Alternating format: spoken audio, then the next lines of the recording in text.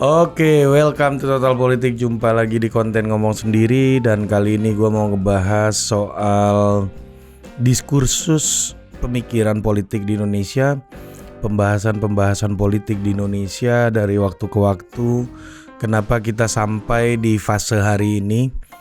Itu pengamatan dan bagaimanapun tradisi politik, ilmu politik, demokrasi, konsep nation state, semuanya itu adalah konsep-konsep yang datang dari barat ya. Dan tentunya diskursus politik dan pemikiran politik yang muncul di Indonesia, yang berkembang di Indonesia tidak lepas dari amatan atau tinjauan dan penelitian analisis dari peneliti-peneliti di barat gitu. Nah, gue akan membahas bagaimana perjalanannya sekilas sehingga kita bisa melihat bagaimana perkembangan pengamatan politik Indonesia di hari ini.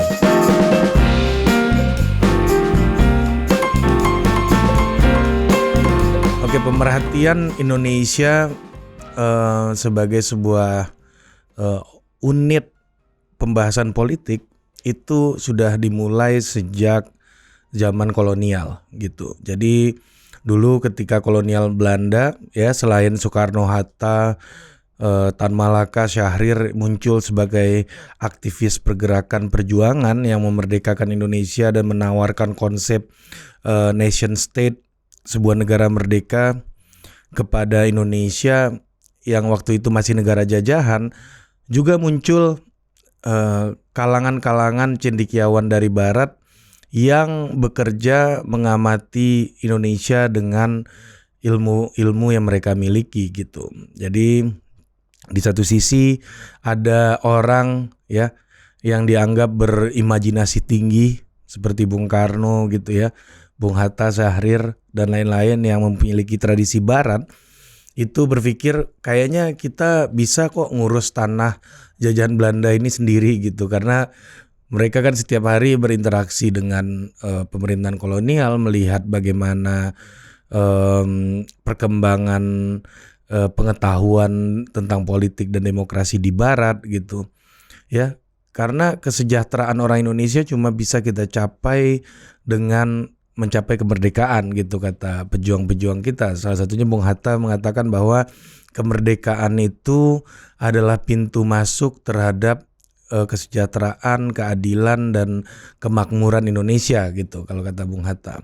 Dan untuk mengisinya itu mereka adalah pemikir-pemikir intelektual yang sudah punya kapasiti untuk merumuskan sebuah negara bangsa, dan itu mendapatkan pengaruh dari perkembangan politik dan ilmu pengetahuan sosial di negara-negara barat, terutama Belanda dan sekitarnya. Tetapi juga ada di sisi yang lain adalah orang-orang yang mengamati Indonesia, orang-orang yang merupakan pemikir-pemikir yang buah pikirannya ya, yang kemudian dimanfaatkan dan dioptimalkan oleh pemerintahan kolonial Belanda untuk mengambil kebijakan-kebijakan strategis gitu. Nah, muncul kalangan-kalangan indolog gitu ya, yang disebut dengan sebagai indolog. Di Belanda itu sempat berkembang ilmu indologi ya, yang tujuannya untuk bagaimana mengamati dan memahami karakteristik dan kebudayaan masyarakat di negara kolonial ketika itu. Nah, muncullah orang-orang seperti Snok-Hogronje dan lain-lain gitu ya, yang kemudian hasil-hasil penelitiannya dimanfaatkan oleh pemerintah kolonial untuk mengambil sebuah kebijakan strategis gitu. Misalnya Snok-Hogronje soal bagaimana penelitian Snok di Aceh gitu, yang kemudian menjadi dasar kebijakan pemerintah kolonial untuk menguasai Aceh, yang mana waktu itu Aceh sudah sangat belakangan bisa dikuasai oleh pemerintahan kolonial Belanda, dan juga mengambil kebijakan-kebijakan soal Islam gitu ya, masyarakat Islam. Salah satunya kebijakan kolonial soal haji gitu misalnya, penggunaan nama haji sebagai orang-orang yang sudah pernah belajar di Timur Tengah, dan kemudian orang-orang ini bisa diamati bagaimana perkembangan intelektualnya, perkembangan pergerakannya, dan pengaruh dari pemikiran-pemikiran yang sedang tren di daerah Timur Tengah ketika itu. Dan Snow-Honggronya adalah seorang peneliti, ya, seorang indolog dari Belanda, ya, yang kemudian pikirannya, penelitiannya dibaca di jurusan-jurusan antropologi, terutama karena melihat bagaimana masyarakat yang elementer gitu ya, masyarakat yang yang hidup dalam sebuah kebudayaan dan sistem nilai tertentu gitu. Dan Snow-Honggronya dia convert sebagai seorang Muslim dan udah pernah naik haji ke Mekah, dan pemikiran-pemikirannya kemudian digunakan oleh pemerintah kolonial untuk mengambil kebijakan-kebijakan waktu itu. Dan kemudian kita masuk masa kemerdekaan, dan setelah masa kemerdekaan itu muncul lagi penelitian-penelitian dari aliran Amerika Serikat. Kebetulan waktu itu Amerika Serikat sudah meninggalkan doktrin lamanya, ya, yang jadi negara dalam tanda kutip. Amerika itu dulu adalah negara yang terisolir gitu sebelum doktrin Monroe gitu, yang mana mereka mengurusi masalah dalam negerinya dan juga mereka mengurusi halaman belakangnya gitu, the backyard of the United States gitu, yaitu negara-negara Amerika Latin. Nah, kemudian di dalam tradisi ini berkembanglah berbagai macam proyek, ya. Salah satu proyek yang juga berkembang yang ada yang didukung oleh Ford Foundation, ya, yang memunculkan peneliti-peneliti tentang Indonesia, kawasan Indonesia, yang kemudian, ya, hasil-hasil penelitian itu dimanfaatkan untuk mendukung aktivitas Amerika Serikat di dalam kancah politik global, terutama ketika itu memasuki era Perang Dingin, yang mana adanya kebutuhan untuk membendung arus komunisme di Asia Tenggara, di berbagai macam kawasan Asia lainnya gitu. Nah, banyaklah penelitian-penelitian mengenai isu-isu komunisme waktu itu tentang PKI gitu. Banyak peneliti-peneliti ya, termasuk Kahin, McVeigh, dan lain-lain, termasuk Ben Anderson dengan Cornell Paper juga menjatuhkan pengamatannya terhadap PKI. Ya, juga Clifford Geertz sebenarnya, walaupun Clifford Geertz berbicara soal Santri Abangan Priai, ya, mengenai The Religion of Java, ya, tentang kekuasaan di kawasan Asia Tenggara, tetapi penelitiannya tidak juga bisa lepas sepenuhnya dari pengamatan mengenai gerakan-gerakan PKI ketika itu, karena memang itu tujuannya, ya, politik luar negeri Amerika Serikat untuk mengamati dan menelaah lebih dalam bagaimana komunisme tersebar di kawasan Asia gitu. Ya, seperti kita tahu bahwa PKI itu adalah partai komunis yang tidak ada klik dengan Soviet dan Beijing gitu ya. Tetapi didirikan bahkan lebih tua daripada Partai Komunis Vietnam, bahkan daripada Partai Komunis Cina. PKI juga punya usia yang lebih tua gitu. Nah, mereka beraktivitas dan semakin lama makin besar. Makanya banyak peneliti dari Amerika menjatuhkan pengamatannya terhadap isu ini. Ya, seperti yang kita tahu, salah satu begawan intelektual mengenai Asia Tenggara dan politik Indonesia di Cornell itu ada Kahin gitu ya. Kahin ini awalnya adalah seorang ahli politik Eropa. Dia meneliti bagaimana perkembangan demokrasi dan kekuatan politik di Eropa Barat gitu. Tapi karena orientasi politik luar negeri Amerika Serikat sudah bergeser gitu ke kawasan-kawasan yang bukan lagi sebagai kekuatan hegemon dunia seperti Eropa gitu ya. Itu pengalihan fokus perhatiannya juga berpindah gitu.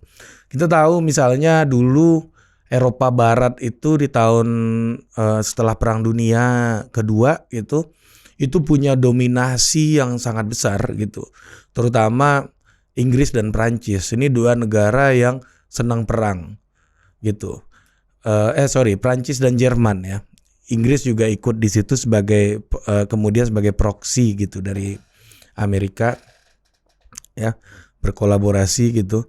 Nah, tapi di Eropa daratan kontinental itu ada Jerman dan Prancis sebagai dua kekuatan dominan gitu. Nah, inilah yang menjadi fokus Amerika Serikat waktu itu melihat lawan politiknya, yang mana Amerika Serikat waktu itu baru mau coba untuk keluar sebagai sebuah kekuatan dunia gitu. Nah, menang perang dunia mengharuskan gitu untuk kembali berpikir ulang gitu. Apa musuh besarnya sebenarnya, dan akhirnya memasuki periode perang dingin. Ya, musuh besar Amerika Serikat adalah membendung arus komunisme.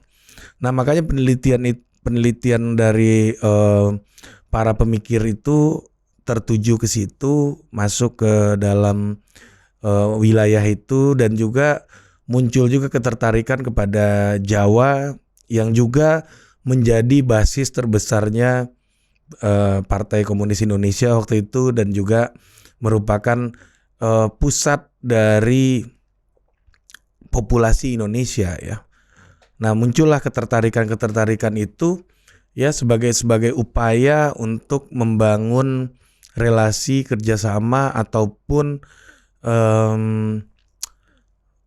berbagai macam kesepakatan dengan berbagai macam negara di Asia, kawasan Asia. Mau tidak mau Amerika Serikat jika mau keluar sebagai pemenang perang dingin ya harus berjuang untuk membendung arus komunisme dan mendorong demokratisasi di berbagai macam tempat di dunia gitu. Nah, ketika itu demokratisasi yang diharapkan yaitu tentunya demokratisasi Amerika yang berhadapan dengan Soviet, butuhlah sosok-sosok kuat seperti Pak Harto gitu ya. Nah, dari situlah mulai pemahaman tentang politik Indonesia itu semakin gencar. Pak Harto tidak bisa lepas dari Jawa, makanya pemikiran dan gagasan soal politik Jawa berkembang begitu pesat. Ketika itu ada nama-nama seperti Benedict Anderson gitu ya, yang muncul dari Cornell juga. Itu sebagai orang yang sangat penting dalam studi mengenai politik Jawa. Nah, masuk masa Orde Baru, berjalan Orde Baru, tradisi aktivisme semakin menguat gitu ya. Dan akhirnya jatuh reformasi 98, studi-studi mengenai Indonesia mulai mengalami reorientasi gitu ya. Jadi berbagai macam tema itu berkembang ketika itu, termasuk soal demokratisasi, soal masyarakat sipil, soal kebebasan, terus muncul juga gagasan-gagasan soal eksperimentasi politik gitu ya, aktivisme yang masuk ke politik. Muncul tema-tema itu menjadi pembicaraan dominan di awal masa reformasi, yang juga seiring dengan kebebasan yang semakin terbuka ya, pengamatan juga terus dilakukan di negara-negara Asia, terutama di Indonesia. Nah, ketika itu terjadi 9/11 ya, 9/11 terjadi, mulailah Amerika Serikat yang tadinya berhadapan dengan Soviet sekarang melirik bahwa tantangan berikutnya, atau gue nyebutnya tantangan ya, tapi lebih tepat mereka menyebutnya ancaman berikutnya gitu, yaitu dunia Islam gitu. Makanya muncul gagasan-gagasan seperti Clash of Civilization dan lain-lain, itu menjadi tren yang sangat mengglobal gitu ya. Huntington pembahasan soal itu, dan juga ada nama-nama seperti Francis Fukuyama gitu yang di level politik internasionalnya. Tetapi di sisi lain pengamatan mengenai Indonesia juga semakin dekat gitu ya dengan studi-studi mengenai Islam gitu. Terutama juga di Indonesia juga terjadi peledakan bom yang sangat besar ketika itu, bom Bali gitu ya. Nah, muncullah studi-studi mengenai Islam juga semakin semakin meluas ketika itu dan semakin banyak ya, tema-tema demokratisasi mulai semakin gua nggak bilang ditinggalkan, tapi tensinya tidak setinggi studi-studi mengenai Islam ini, gerakan Islam, terus jaringan Jamaah Islamiyah dan lain-lain gitu ya. Muncul pengamatan terhadap politik Islam menjadi semakin mendalam, semakin diprioritaskan dalam diskursus pengamatan politik terhadap Indonesia gitu. Nah, tema demokratisasi tadi gimana? Sudah mulai menurun karena dianggap demokratisasi di Indonesia sudah semakin terkonsolidasi ketika itu. Nah, muncul tahun-tahun 2009, 2010, belasan tahun lah ya, masuk tahun ke-10 setelah reformasi gitu. Mulai muncul lagi sebuah varian gitu ya, ketika studi-studi Islam tensinya sudah mulai menurun ya. Trennya sudah mulai menurun ketika bagaimana gerakan-gerakan Islam yang moderat dan yang majority itu sudah mampu untuk ikut dalam konsolidasi demokrasi di Indonesia gitu. Muncullah studi-studi ini berbarengan nih ya. Ada dua, yaitu mengenai the evolution of elite yang kemudian kita kenal dengan istilah oligarki ya. Kalau lu bicara oligarki di mana-mana, itu adalah konsekuensi dari demokrasi. Demokrasi itu tidak pernah menghilangkan oligarki, tapi di sisi yang lain demokrasi akan terus mempromot oligarki. Tapi problemnya adalah bukan apakah demokrasi akan menghentikan oligarki atau membunuh oligarki, tapi bukan itu. Tapi bagaimana caranya dalam demokrasi antara kelompok oligar dan kelompok rakyat aspirasinya tidak begitu timpang gitu. Jadi muncullah studi-studi mengenai oligarki setelah itu karena konsolidasi demokrasi sudah mulai berjalan. Muncul studi oligarki, dan yang kedua Islam politik yang seperti gue bilang tadi ya, muncul diskusi soal Islam politik itu masuk kepada tema-tema polarisasi, populisme gitu ya, dan keduanya itu cenderung punya benang merah antara studi mengenai oligarki dan juga Islam politik setelah isu mulai ditinggalkannya studi mengenai dalam tanda kutip fundamentalis Islam yang berujung pada gerakan teror. Indonesia bikin pasukan anti teror, bekerja sama dengan negara-negara barat dan Interpol untuk menghandle gerakan terorisme. Kemudian masuk ke fase di mana berbicara soal Islam politik sebagai bagian dari polarisasi ya, politik identitas tadi, dan juga bagian dari oligarki. Bagaimana para oligar menggunakan sentimen identitas tersebut ya untuk mencapai kepentingan-kepentingan politik jangka pendeknya mereka. Seorang oligar gitu ya, oligarki akan memanfaatkan gerakan-gerakan identitas ini ya untuk mendukung kandidat-kandidat yang dia promote. Karena apa? Karena dengan menggunakan politik identitas, efisiensi biaya politik bisa dilakukan gitu. Nah, jadi masuk kepada studi-studi yang kayak gitu. Muncullah nama-nama seperti Fedi Hadis gitu yang orang Indonesia, Prof Fedi itu sekarang di Australia. Ada nama Jeffrey Winters dan lain-lain, banyak sekali yang meneliti soal tema ini gitu.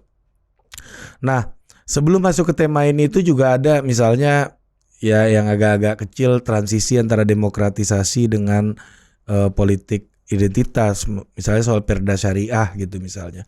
Itu juga muncul ya demokratisasi otonomi daerah dan juga identitas. Itu peneliti-peneliti macam Michael Buchler gitu ya, yang meneliti bagaimana Perda Syariah di Sulawesi Selatan waktu itu di Bulukumba, juga belajar menjelaskan bagaimana kaitannya antara agama dan negara ini melakukan interplay dalam mendorong dan menjadi constraining factor ya, faktor pendorong atau penghambat dalam mendorong demokratisasi di Indonesia.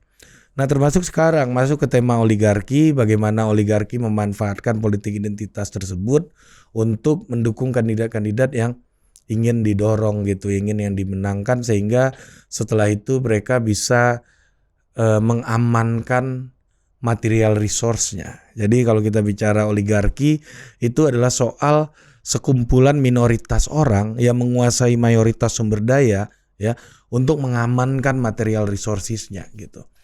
Jadi hari ini tuh masuk ke tema itu, politik identitas dan elit, orang-orang kaya gitu.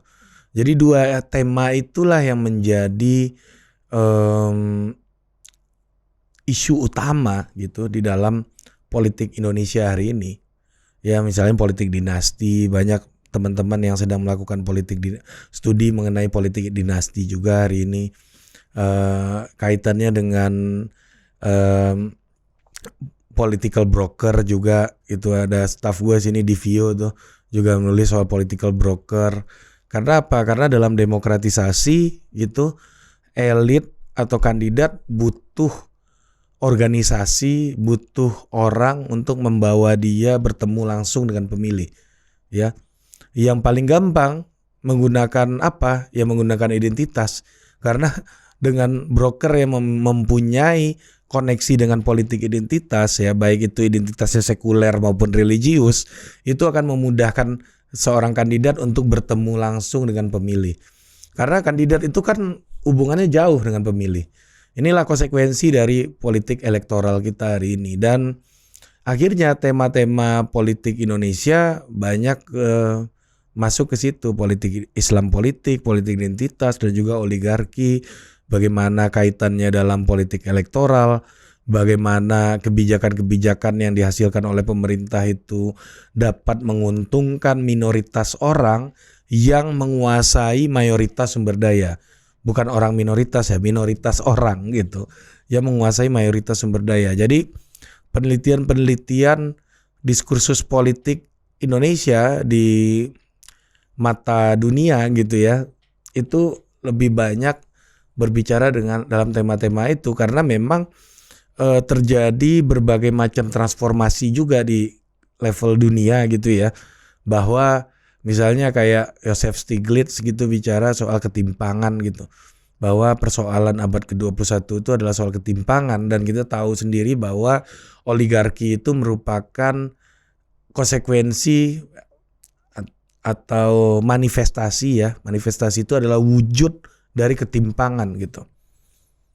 Jadi kalau lo lihat gelandangan itu adalah wujud ketimpangan dari bawah secara konkret, maka oligarki adalah wujud ketimpangan yang lo lihat dari atas piramida struktur sosial di masyarakat gitu. Nah, lalu mendekati 2024, narasi oligarki ini udah masuk di dalam narasi politik identitas kita. Dalam narasi politik kita ya, melawan oligarki itu merupakan bagian dari kekuatan politik gitu ya, bagian dari narasi untuk mengikat atau membangun identitas politik, yaitu melawan oligarki. Ini kan sama aja kayak Donald Trump bilang against the establishment, walaupun Trump punya gedung di New York yang sangat besar, yang mana dia adalah bagian dari establishment itu sendiri gitu. Nah, jadi memang tidak bisa lepas gitu dari oligarki gitu. Nah, dalam hal ini gue ingin bicara bagaimana dalam konteks elite game ke depannya 2024 gitu ya, itu memang pilpres elit gitu. Gue mau bicara bahwa pilpres elit apabila itu Ganjar yang dicalonkan, Anies yang dicalonkan, Prabowo yang dicalonkan, itu adalah konsensus elitnya lebih besar daripada kehendak publiknya. Kalau dulu 2014 Pak Jokowi bisa mencalonkan karena kehendak publiknya lebih besar. Maksud gue bukan memuji Pak Jokowi itu kehendak publik. Karena waktu itu ya hasil survei, hasil polling, pengamatan terhadap suara publik itu memiliki nilai yang lebih tinggi ketimbang diskursus elit, karena elitnya pengen menang gitu. Tetapi sekarang elitnya udah berada di lingkar kekuasaan. Ketika lu berada di lingkar kekuasaan, ngapain kasih ke orang yang berada di luar kekuasaan gitu. Ya udah kita aja yang ngatur. Jadi dulu memang ada kehendak elitnya juga. Waktu Pak Jokowi kehendak elitnya misalnya let's say dari 100 faktor kehendak elitnya itu mungkin dulu pas Pak Jokowi mungkin 40 lah ya. Terus diskursus publiknya 60. Kalau sekarang mungkin 70-nya kehendak elit, 30 doang nih diskursus publiknya. Karena apa? Karena konsolidasi elitnya ini juga sudah semakin kuat gitu. Nah, jadi yang ingin gue sampaikan di sini adalah bahwa diskursus politik di Indonesia itu tidak bisa lepas dari tren demokrasi, tren politik di Indonesia, dan tren dari kepentingan aktor-aktor eksternal kita juga gitu. Jadi kita ini tidak berada di ruang hampa. Jadi kita jika bicara kedaulatan, ya, kedaulatan itu adalah sebuah upaya bernegosiasi dengan kehendak eksternal gitu. Jadi mungkin eksternalnya kalau kita bagi 10 gitu ya, 10 poin gitu ya. Yang harusnya eksternal dapat 70, kita bisa nego lah eksternal 40 aja, di kita 60 gitu misalnya. Jadi kedaulatan itu adalah soal upaya untuk bernegosiasi dengan kekuatan eksternal. Jadi gue selalu bilang, gue selalu percaya gitu ya, jika ada seorang tokoh politik, seorang penguasa gitu, ada yang bilang dia boneka, dia diatur gitu, gue selalu gak percaya. Mungkin untuk 1, 2, 3 urusan dia itu boneka, tapi 4, 5 urusan dia paling dominan. 6, 7, 8 dia boneka lagi, 9, 10-nya dia dominan gitu. Jadi politik selalu menghadirkan ruang negosiasi dan ruang bersiasat itu gitu. Nah, jadi dalam konteks ini gue mau mengatakan bahwa kita tidak boleh seperti katak dalam tempurung yang nyaman dengan situasi kita, tapi kita juga harus terus mencoba untuk memahami bagaimana dunia sedang mengenal kita gitu. Jadi bagaimana dunia sedang mengenal politik kita. Jadi memang diskursusnya kayak begitu, kita bisa memberikan pandangan, melihat juga ke depan bagaimana dari kesempatan-kesempatan dan opportunity politik yang bisa diberikan juga untuk kita memperjuangkan nilai-nilai yang ingin kita wujudkan. Pada akhirnya politik itu kita harus lihat, kita nggak bisa ambil semua gitu. Pasti ada jatah orang ya.